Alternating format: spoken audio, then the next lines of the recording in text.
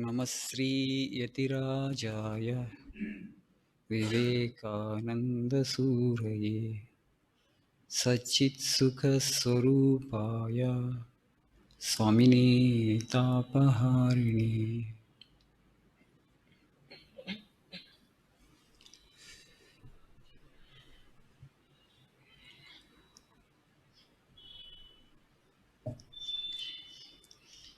You all know the topic of today's discussion, the orphaned king.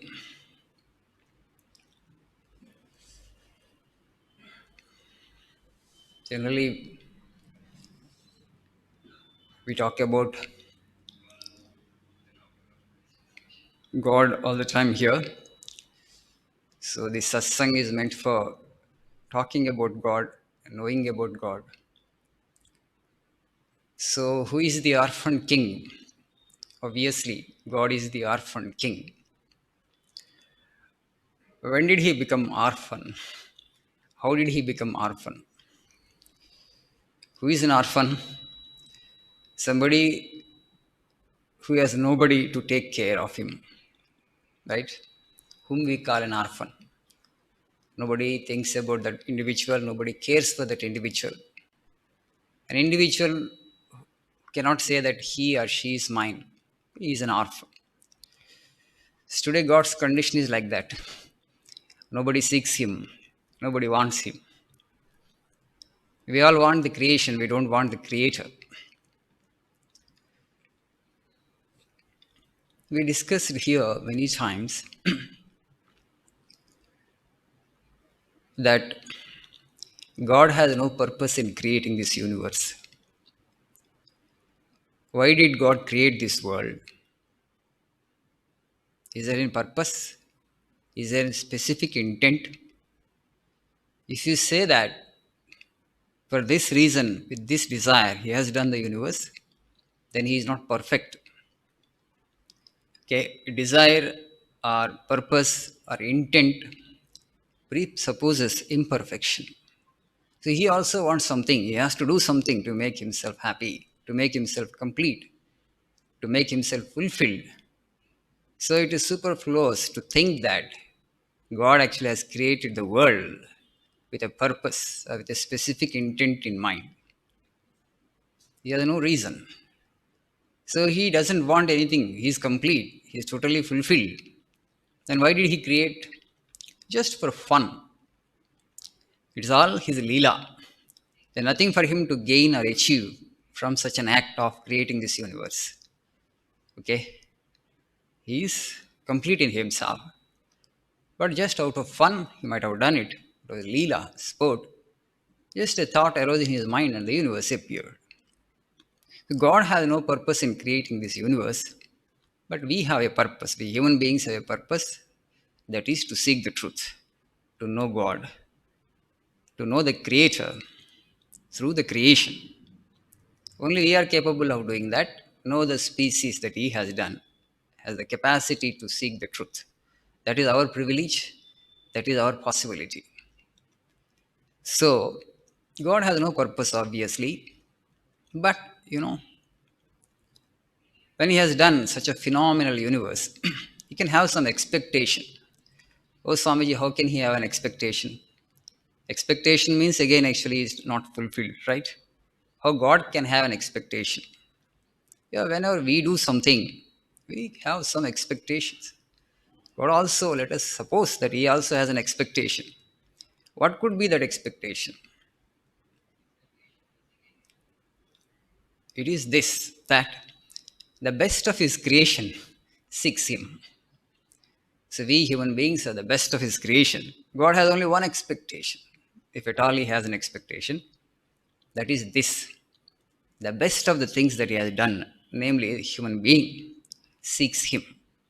That is the only expectation He will have, if at all He has an expectation. How can you say, Swamiji, that God also has an expectation? In Sri Ramakrishna Paramahamsa's life, when Vivekananda first went to him, Sri Ramakrishna Paramahamsa says, "Why have you come so late? Should you not have thought of me, how I was panting here for you? Should you not have thought of my condition? Okay. Why have you come so late?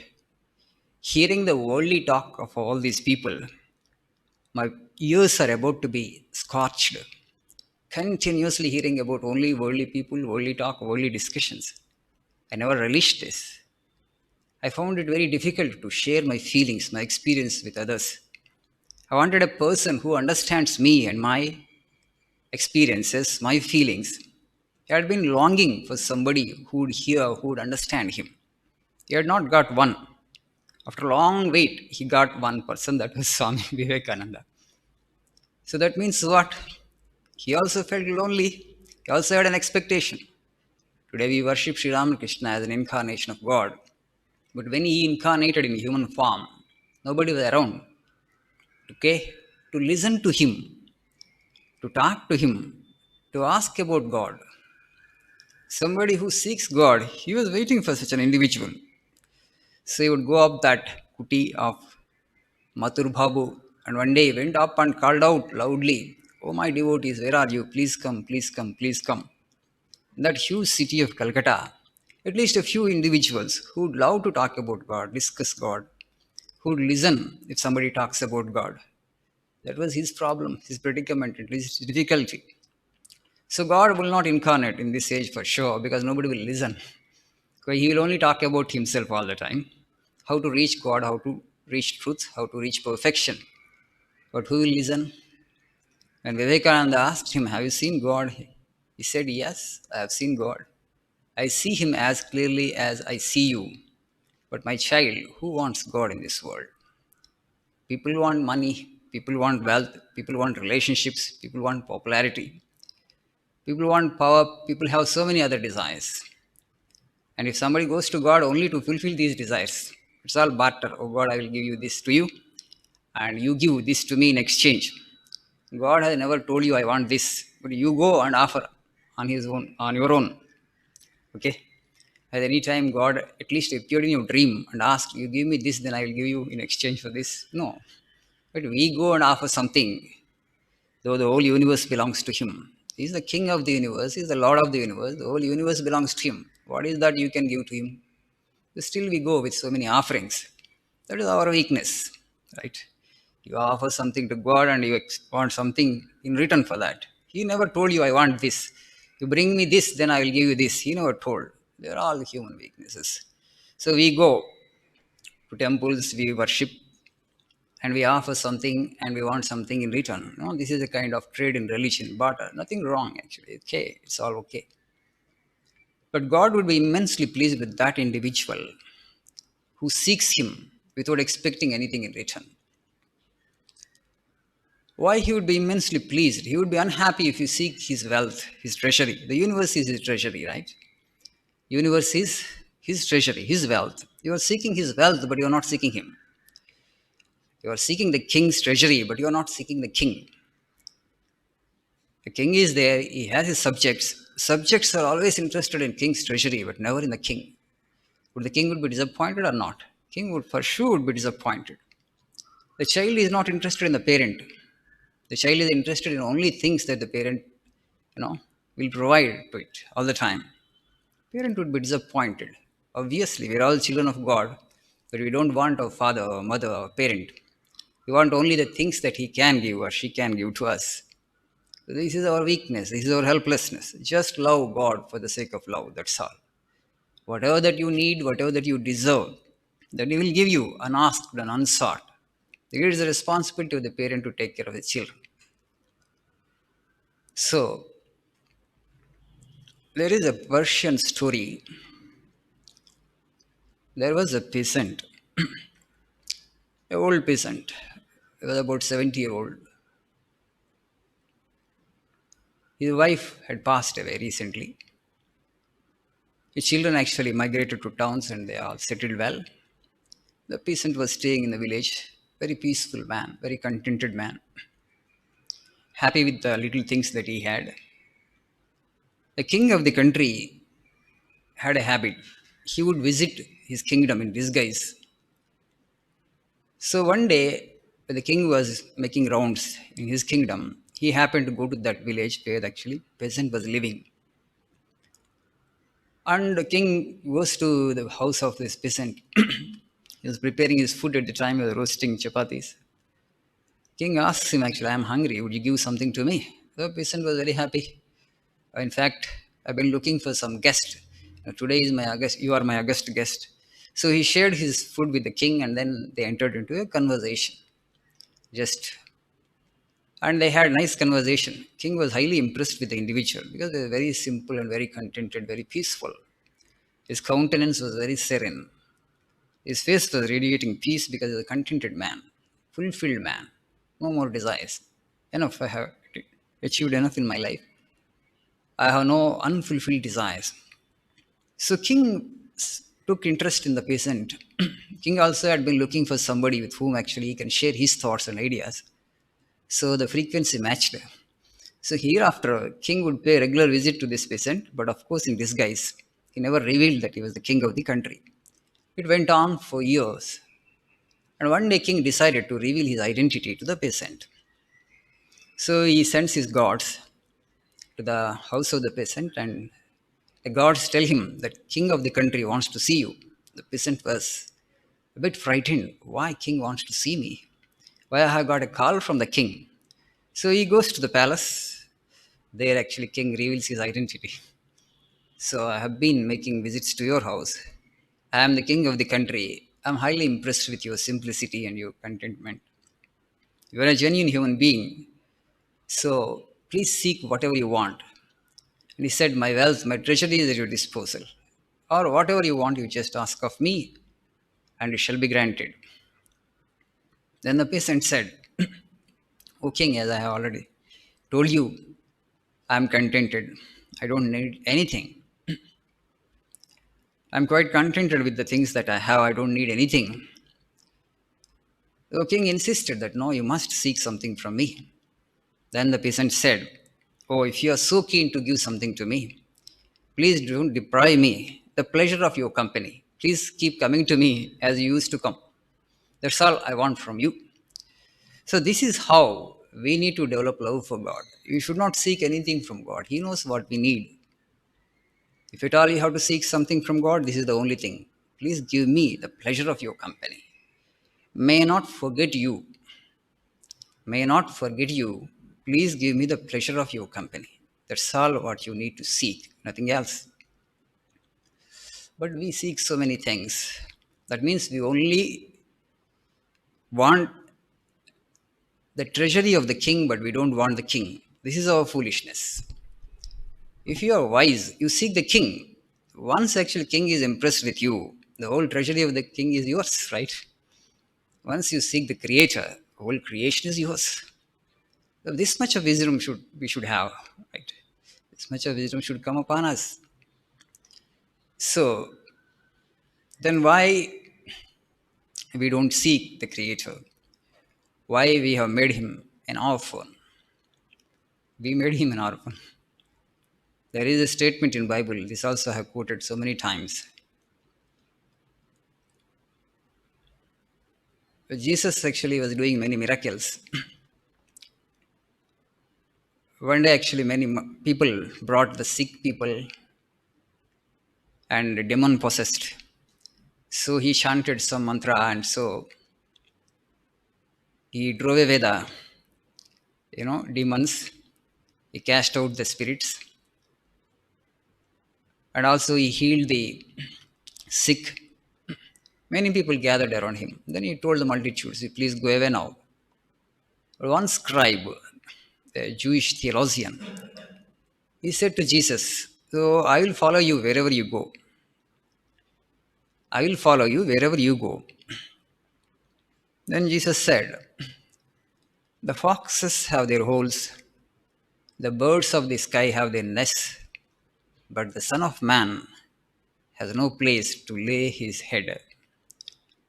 The foxes have their holes, the birds of the sky have their nests, but the Son of Man has no place to lay his head. So obviously, that scribe, the Jewish theologian, did not understand what he meant by, foxes have their holes. Then another disciple of Jesus, he said, Oh Lord, I have to bury my father.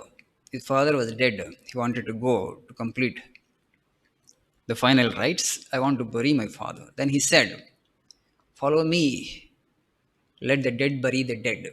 Okay. Let the dead bury the dead. So don't worry about that. The people who are spiritually dead are all around, and they will do those formalities. They will complete those formalities. You be with me, you follow me. So what he meant is this: the first man, a scribe, a Jewish theologian, even if he had accompanied Jesus, he would not have understood Jesus. Jesus told, you don't have to accompany me because I myself have no place to rest, in the sense that you will not provide me shelter in your heart. If you have love for God in your heart, actually that is the shelter for God. God dwells in the hearts of the devotees. Where else he will dwell? He also needs a home. What is his home? The heart of a true seeker, the heart of a true devotee, the heart of a person who has surrendered completely to his will. And that will actually is his abode. When Jesus said, the foxes have their holes and the birds have their nests, but the Son of Man has no place, you won't be able to provide me the resting place because there is no scope in your heart. You are only a theologian, a dry theologian. You only want money. You're trading in religion. Scribes and Pharisees, the Jewish theologians. So Jesus practically fought against them. He said, you won't be provide me shelter, so I can't accompany you, and you can't accompany me. And when his true disciple, when he wanted to go to complete the final rites of his father, Jesus says, you don't have to do that. Okay, you are beyond all those formalities. You come, you follow me. So he wanted him to accompany him. Why? Because this individual is a true seeker of God. As Sri Ramakrishna handpicked a few sannyasin disciples and a few household disciples. He did not go about actually picking everybody and saying that you come to me and actually listen to me. He knew who would be able to listen, who would be able to understand, who would be able to put something into practice, who is a sincere seeker, who is still worldly. In this birth, it's not possible. Sri Ramakrishna politely used to refuse. In this birth, it's not possible because he could see the gross, the worldly samskaras in the individual. The cravings are not satisfied. This individual won't be able to seek God. See, because we all want, kind of spicy world, something exciting for us all the time. Okay, but seeking God actually tastes very insipid. For example, you become a rich man, you have wealth, you can show to the world, and world will give you some respect. You can have fans if you really want it, somebody. Okay, you can show to the world. Okay, if you are intellectual and you are a scholarly man, you have so much of wisdom and knowledge, you have read many books, you can show that off to people. Other kinds of physical properties you can show off to the people. People will recognize and respect you for your attainments. But here they are all subjective attainments, right? Subjective attainments. What is your experience? How do I know? You may say my experience is profound, but there is no way I can know that. Sri Ramakrishna was bursting with joy all the time. People did not understand the greatness of the individual. Absolutely, he had nothing of this physical world. Penniless, Papa. We are a strange culture. We always worship fakirs, but we nobody wants to become a fakir. Just Shirdi Baba, how many people are going today? And Belur Mat Sri Ramakrishna Paramahamsa, how many people are visiting? We have constructed temples. For whom? For fakirs. For people who are penniless. And we worship them. Not only that, we consider them as great. We initiate worship. Rituals are invented. But when it comes to practical life, okay, following in their footsteps, we find it very difficult. Why? This is unconscious worship, which Vivekananda never liked. Try to worship the individuals consciously. You consider him as great, then why don't you walk in his footsteps? Why don't you try to mold your life in the footsteps of such an individual when he is your role model? What is the difficulty? The difficulty is this, that we want to, subscribe to the views of the majority. We want to satisfy the society. That's our problem. Sri Ramakrishna never cared to satisfy the society. He just followed his heart's longing. He was God and he sought God, and he became God. Born God, sought God, and became God. That's all. Because the heart had only one craving, that is to know the truth. Born of truth and delved in truth and merged in truth. We also have come from the truth, but now entered into Maya. And then we have to come out of this Maya and go back to the truth. That is the journey.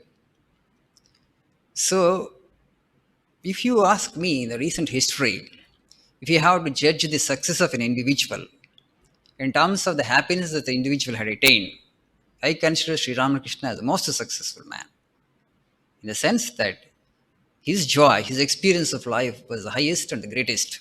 I don't think any king or billionaire would ever come anywhere near to that profound experience of Sri Ramakrishna. So just to become empty, that's all what you need to do is. Strange, strange, really it is strange that that which is most precious is priceless. And also it's not in short supply. Any number of people can seek and attain to their divinehood, divine nature. All of us can become Ramakrishna Paramahamsas, but all of us cannot become Jeff Bezos. Okay, all of us won't become billionaires. Not necessary, because our goal is to have a higher experience of life, to enjoy the highest happiness and joy. That would come just by making yourself empty. You have taken up some identities now. Along with this identity that I am the physical body, you have other identity that I am born into this caste. You know, I am poor, I am rich, I am educated, I am uneducated. They're all identities. Drop all these identities and just make yourself free from within. Just empty, unconditioned mind. Okay? Uncluttered mind, unfettered mind. That's all. What you need to do is, God is so close to us.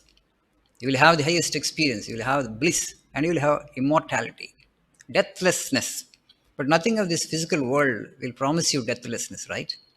Unless and until you realize your spiritual nature. Because it is spirit, it is not composed of matter, it is deathless. But other two things about us, namely the physical body and the mind, they are relative, they are temporary, they are impermanent. Physical body is too impermanent. Even the psychological body, namely the mind, also is relatively impermanent. It doesn't last forever. So, the only thing that transcends death actually is the spirit. That is our real nature. But it is available to everybody. Only thing is we need to seek. That's all. This is why, this we have made God an orphan. So God has one expectation that the best of His creation seeks Him, but we are disappointing Him again and again, constantly. Thanks to this Iron Age, Kali Yuga, the influence of Kali is everywhere there. The powerful force, this Kali, it dilutes everybody. The people of great purity, including sages, they get deluded. They say that is the power of Kali, the Iron Age, Kali Yuga. So our perspectives are wrong.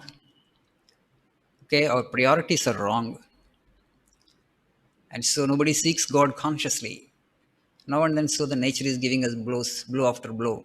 People take suffering, huge suffering, enormous suffering upon them. They get into depression, commit suicide, but still they don't come to God. Strange. If some blow comes, at least that is the time that you need to think about God. Then why this creation? Why this suffering? Who has done this creation? Why has He done the creation? What is the meaning of it all? You can think, you can ponder a little deep into life.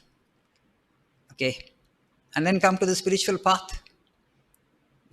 And that little trace, that little, bija, seed of spiritual samskara, if it is not there, things will, go that way. So, that he had that highest experience, and Sri Ramakrishna was lamenting. There was nobody around to share his thoughts, to share his feelings. Nobody was coming forward. A huge city of Calcutta. Okay, not that he was in a forest or a remote hamlet where there were only few people who had no spiritual samskara. So it would be difficult to talk to them because they can't understand him. Not like that. He was living in the outskirts of that huge city, Calcutta, the British capital of India then. Educated people were there, but still very handful of people would come to listen to the spiritual talk. So God certainly won't again reincarnate now because nobody will seek him. Okay, why should he come into the world and become an orphan? Why should he come into the world and become an orphan when nobody seeks him? Because you don't understand his experiences. He will only talk about God. He will only meditate and he will only sit with himself. He doesn't care to achieve anything of this physical world. So naturally, we will make him an orphan. Nobody will seek him.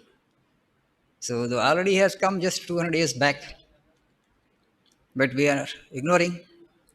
Of course, a small bunch of people who are reading but compared to the total population of the world, 7.5 billion, the number is very less, right? Number is very less. So we have this again, conclusion, and we have this again wrong understanding in our society that's spirituality is only for retired people. Bhagavad Gita must be read post retirement, post 65 or 70. So you need to understand Krishna, not now. This is all the wrong understanding that the society has. When you are in the prime of your youth, when your senses are intact, very strong, when your bodily and mental strength is at its peak, that is the time actually you have to come to the spiritual path, not when you are jaded or faded. This is the time. So, because you are seeking the highest and you have to give your best to the highest, you will get the highest only when you give the best. Let me become old, then I will think of God. I think wrong, thinking of God even when you are last leg of life. But the thing is, if you really want to have the highest experience in this birth itself, if you want to become a Jivan Mukta, if you want to become a Jivan Mukta, living free, you have to struggle, okay, when you are young. So resistance will be there, definitely. Don't think actually from the day one everybody will approve your decision and, will eulogize you as a hero. No such praise and no such accolades will come to you. You have to face stiff resistance from people who are near and dear to you. That has been the history, right? Buddha, how did he do? In the night he had to leave without informing anybody.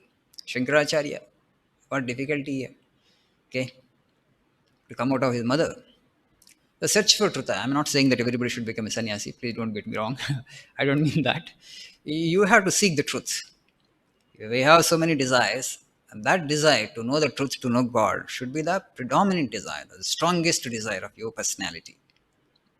And once you make it stronger and stronger by the day, all other desires, low desires, will be dropped off. And then you will have only one desire to know the truth. And when with one pointedness of mind, if you pursue the passion, definitely something will happen. Something significant will happen. Something profound will happen. Right? Even if nothing happens, also, you would be yoga brashta. You have tried for yoga. You have tried to yoke yourself with the divine, connect yourself with the divine. That has not happened. You have not become fully successful. It doesn't matter. Your effort will not go in vain. It will be followed to the next birth. And then actually you'll be able to exert yourself more in the next birth. And then day, one birth, you will realize the truth. This is how you must strive. We have, as far as literature is considered, there is no other race. This also I have told many times. We are super rich. We have produced so many saints and sages. No other culture can take this kind of pride. When I said sages and saints, perfect human beings who have attained to their divinity and human beings who have become one with God. Why God actually expects us to seek Him? Because this is the only species that has the capacity. Had He not endowed us with the capacity, we would not have, had that kind of expectation. But we have come with that possibility. We are endowed, we are capable of experiencing the truth, knowing the mystery of the universe.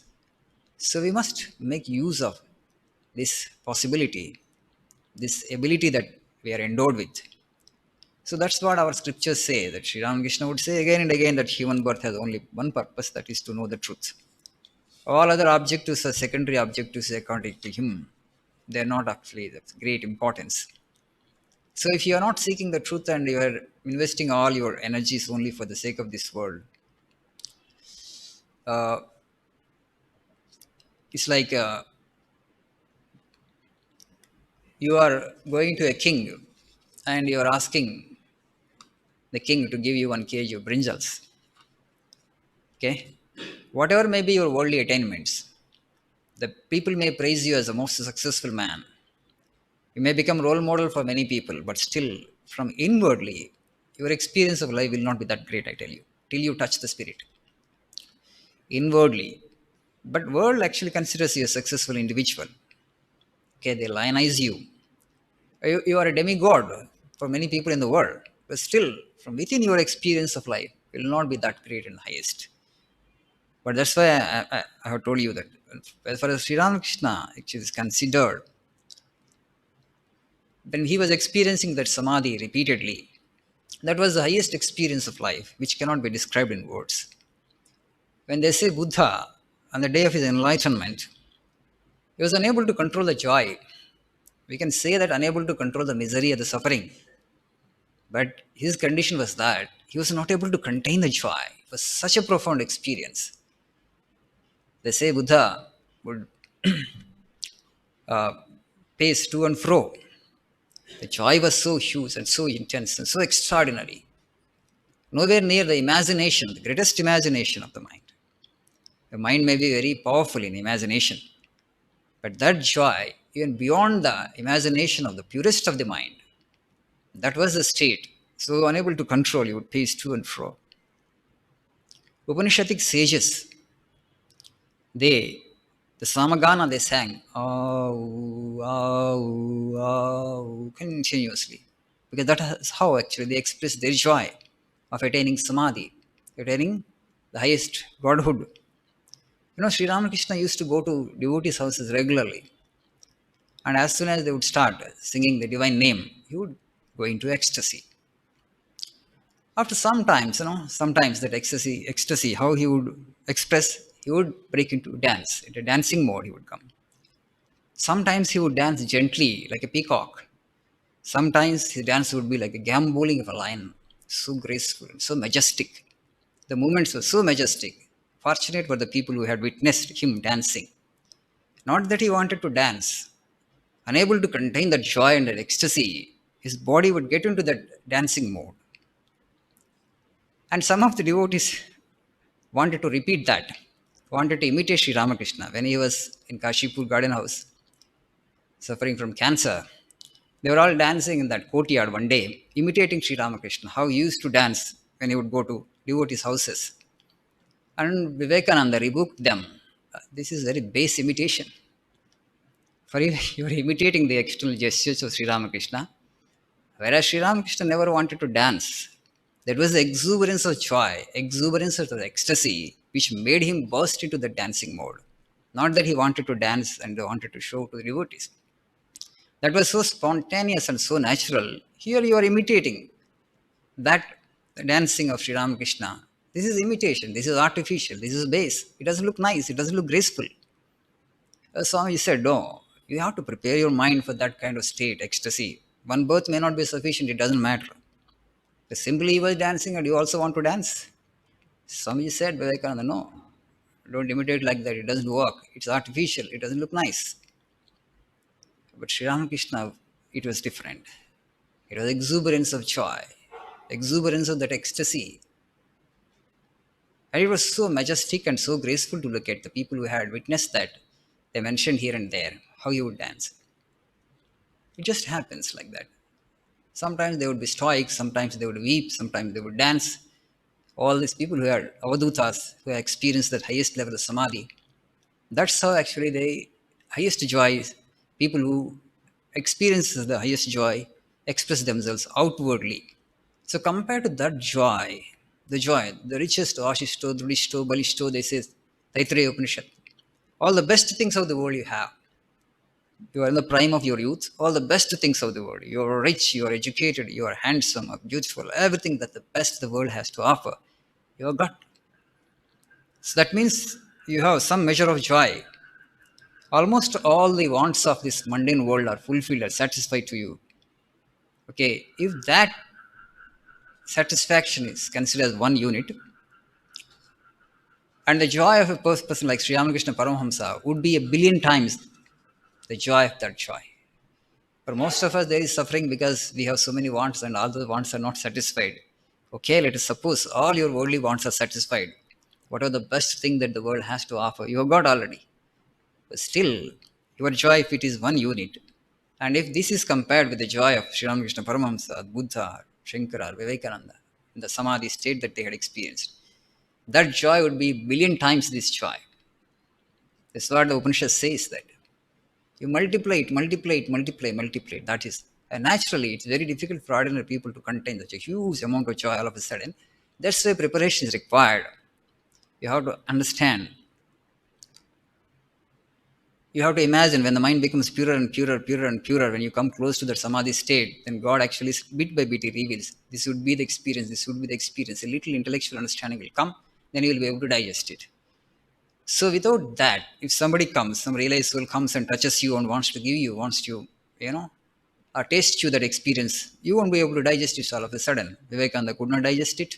When Sri Ramakrishna had given him, then he touched him okay for the time being, because he had not prepared his mind then. The father and mother, he thought actually this I, these relationships are all real. One household devotee, Vaikuntana Sanyal, had pestered Sri Ramakrishna Paramahamsa so much. His own nephew, Ram, who had served him, for many years, he also would ask, "Oh, Mama, give me that little joy to me." People say that you are getting into ecstasy, you are getting into that, bhava samadhi.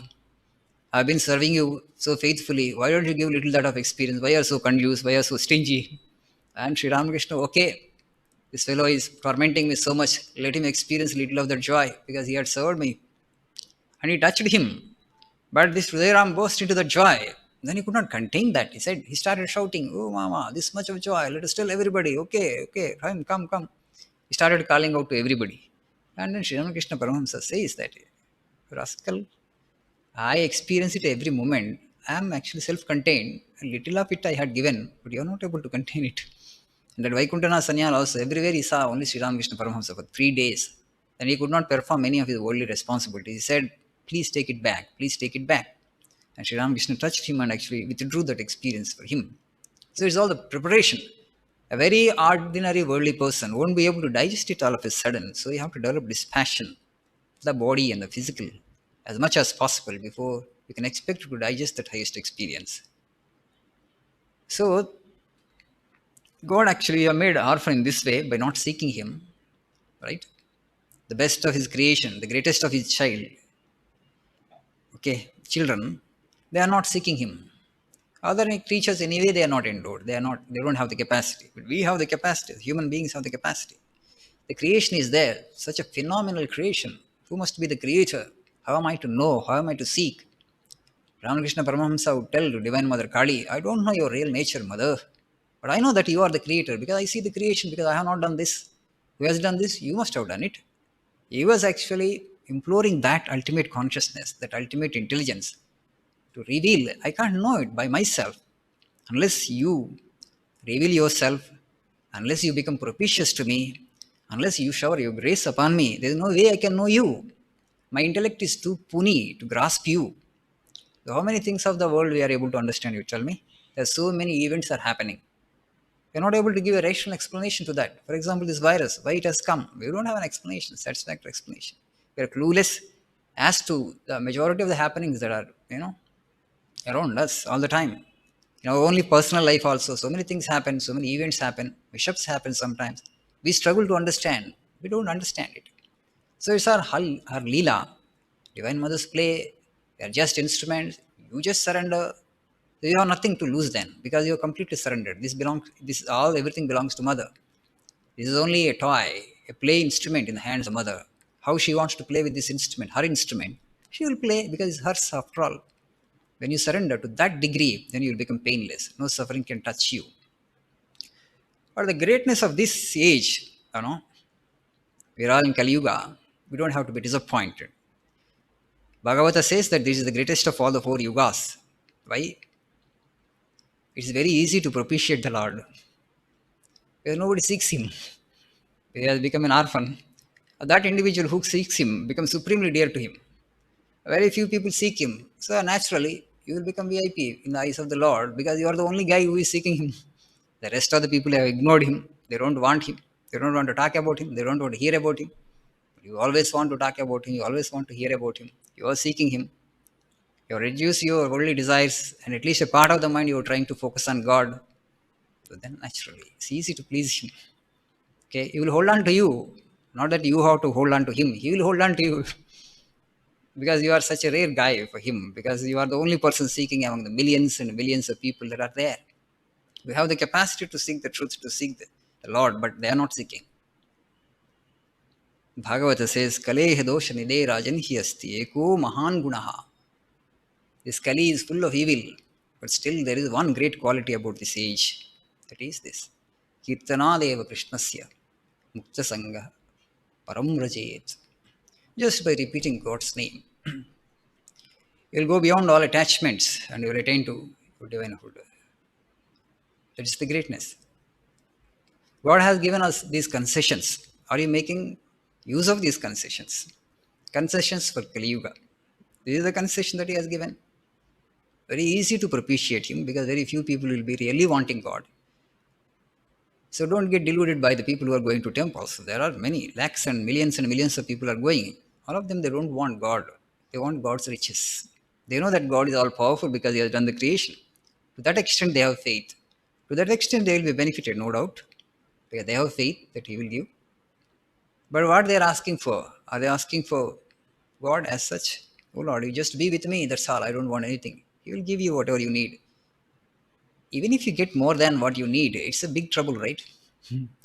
Today, that is the big trouble for us. An animal. So it doesn't mess up with the world. A dog or a cat or a tiger or a lion, once the food is obtained, peacefully they sleep. They don't mess up with the world. They don't trouble their neighbor. No, no animal for that matter. They're peaceful. Even lion also. You can just go by and stay with it, the lion. Once its stomach is fulfilled, it doesn't touch any other animal till it's hungry. But human being, when you don't have food, the only problem is how to provide for my basic necessities of life. Once that basic necessities are satisfied, you don't know what to do with your intelligence. You mess up with the world, right? That's what has happened. That's what has happened. All these scientific inventions, all this technological development, all this, we focus so much because you don't know what to do with your intelligence. You messed up with the world for sure. You made a huge mess of it. And you created so many things, and all those things now you want. So everybody in the rat race, everybody want all the things that are available in the world. In the first place, why have you created so many things? I'm telling you, have created so many things. Now you have multiplied your desires. Now this problem of desire cannot be solved that easily. The problem of life has become very complex. Okay. Now this desire problem. So many things are there that are available in the world. So then you seek everything, and your life is spent for that. How much you need? The physical body. You lost that discussion. I'm how much I need as a physical body. Very little. So all these things you gather and accumulate. What will happen? It's not just maintenance, managing these things, maintaining these things will be more difficult than acquiring them. People are acquiring things which they cannot even manage. And you acquire things with great difficulty, then afterwards all your energy is spent in managing them. Not that you are consuming, not that actually you are using them. Okay, not that you are enjoying them, you can't. But you have accumulated things and you have to manage them. All the energy goes in that. Then why, in the first place, you accumulate those things? Nobody is seeking God, that we have made him an orphan, actually. Poor people have made him an orphan, middle class people have made him an orphan, rich people, of course, have made him an orphan. Poor people, they have wants, but there are no means to satisfy those wants. So the constantly the gap is there. That's why they are unfulfilled. They have the desire, they have the longing, but they don't have the means to satisfy those desires. In this birth, the circumstances are not conducive for them to come up from that pit of poverty. They're struggling and struggling. Life ends in that struggle. If they are contented with the basic necessities, fine actually. You just see the Maharashtra saints, most of them are very from poor background. Gora Kumbha, Chokamela, Namdev, very humble background they had come from, but extraordinary, spiritual heights they had attained. The external things, nothing to do with actually inner, spiritual growth. Unless you have a desire to satisfy, the world, that's the wrong desire. You don't have to prove yourself to anybody. You just seek God, that's all. That will give you the highest fulfillment and immortality. Afterwards, after you attain spiritual perfection, the world will get attracted towards you for sure. Because your attainment is not an ordinary attainment. you will attract the whole world towards yourself for sure. Sri Ramakrishna says you may sit in a cave, but people will make a beeline there. They will seek you. That is the power of a spiritually enlightened soul. It will happen automatically. So that is the law that is there, the operating the whole universe. So the poor people they can't seek because they don't have they have the desire, but not the necessary means to satisfy the desire. Those life ends in struggle. For middle class people, the desires are reasonably satisfied, but they have more cravings, more desires, and they struggle to satisfy those desires, which almost sometimes they become successful, sometimes they may not be able to become successful. They also remain unfulfilled. Rich, of course, they have gathered so many things around them. They have to maintain and manage those things, and all the life is spent in that. So when you are preoccupied so heavily with the things of the world to such an extent, how will you seek God? Not possible. Everybody is preoccupied. And that's how actually we have made God an orphan. Everybody has the opportunity to seek. A poor person can seek, a middle class person can seek, and rich person also can seek. In India, kings actually thought about God and had attained to godhood. They gave up their throne in search of truth, and they had attained the spiritual realization. So, God has given so many concessions to all of us. Are we making good use of those concessions? We have to think. What an extraordinary concession for this age. Just you repeat his name, that's all. He will be immensely pleased. You know the story of Narada and a peasant.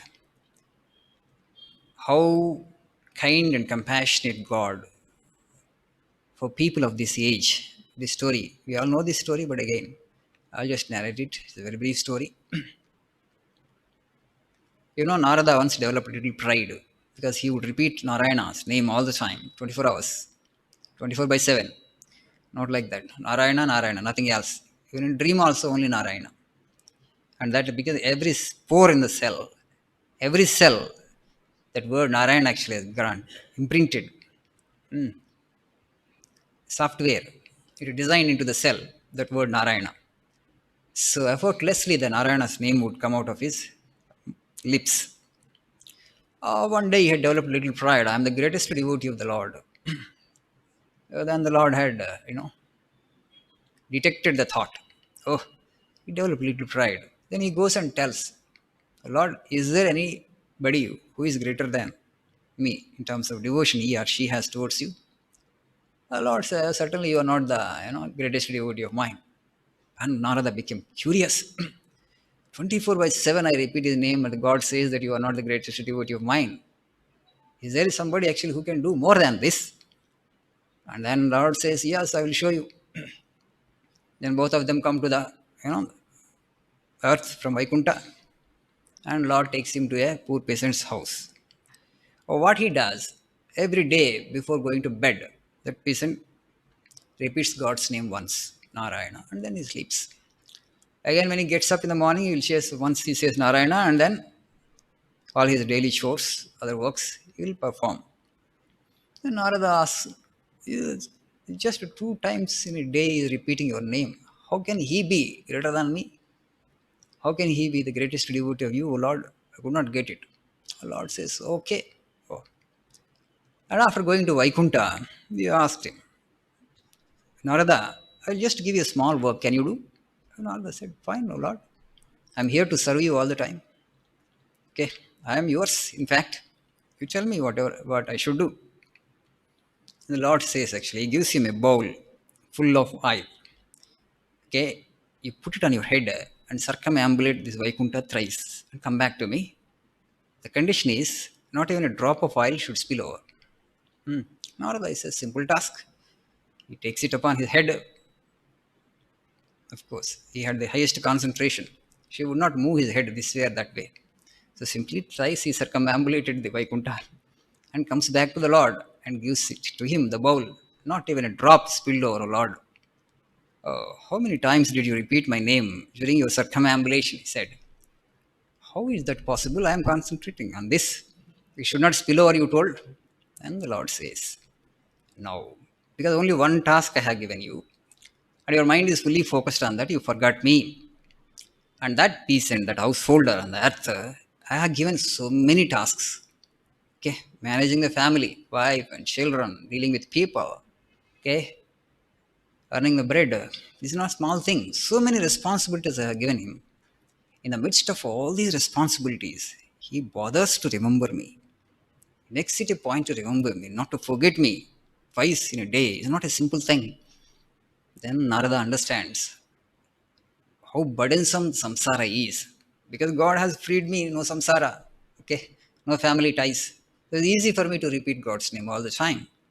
But for somebody who is involved deeply in the samsara, who is in worldly life, how difficult it would be to remember the Lord. But this man, in spite of all the responsibilities that he has to perform, in spite of all the burdens that he was, you know, shouldering, he could repeat, he could remember God's name. That's the concession that God actually is giving. We all have got that concession. We have to make good use of that. We have to make good use of that. In the Bhagavata, and I think 11th skanda, that Navayogis, the story of Navayogis, the king Nimi Videha, of Videha, he was doing the Satrayaga, and where actually the scriptures would be discussed. A galaxy of sages and saints had assembled there to discuss the scriptural matters and about God. The king was actually doing the Satrayaga. Nimi, when they were about to do that yaga, there actually came these nine saints, Navayogis they are called. In splendor, they were just like the sun. People could see all of them got up from their seats. They welcomed them, and king provided them the seats. He worshipped their feet and made them sit properly, sit on the asanas. So king considered it a great good fortune, you know, to have these nine great yogis in their midst. And he asked them actually. So he asked them, what is the highest thing for man to do in this world? You have come to a Satrayaga, it's my great good fortune. Durlabho manusho deho dehinam kshanabangura tatrapi durlabham manye vaikunta priyadarsanam. Durlabho manusho deho. This Nimi says to this Navayogis, it's very difficult to get a human birth and human body. Dehinam kshanabanguraha. All the dehas are kshanabhanguras means today they are there, tomorrow not there. Okay? Corona is telling, of course, the virus is telling us. The body is so impermanent and so fragile. Dehinam kshanabhanguraha. Tatrapi durlabham manye vaikunta priyadarsanam. So having got this human embodiment, the most difficult thing to get is vaikunta priyadarsanam. Vaikunta priyadarsanam means people who are exalted devotees of the Lord, who really want only God and are spiritual aspirants of the highest order. If you get the company of such people, you consider yourself very fortunate. Vaikunta Priyadarsanam. If you happen to stay in the company of such people even for a while, it's a great blessing. That's what Nimi, the king of Videha, says to these Navayogis. And then he asks them, who is a Bhagavatottama, what is Bhagavata, what is Bhagavata Dharma. A beautiful description and discussion follows thereafter. That is one of the best topics in Srimad Bhagavatam. So you have to read the spiritual message that the Navayogis give to that king Nimi of Videha. Beautiful spiritual instructions are there. If you get time, kindly go through this. And afterwards comes that Avaduta and 24 gurus. That Avaduta, the Dattatreya, and how he learned from all the 24 gurus. After this Navayogi's sermon, actually the sermon of that Avaduta follows the great teachings from Srimad Bhagavatam.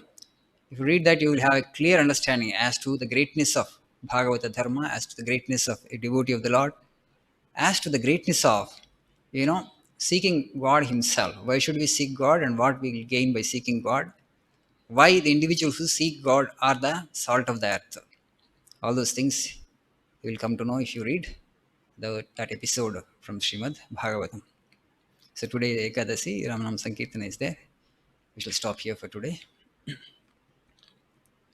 सर्वे भवन्तु सुखिनः सर्वे सन्तु निरामयाः सर्वे भद्राणि पश्यन्तु मा कश्चित् दुःखभाग् भवेत् हरि ओम तत्सत् श्रीरामकृष्णार्पणमस्तु।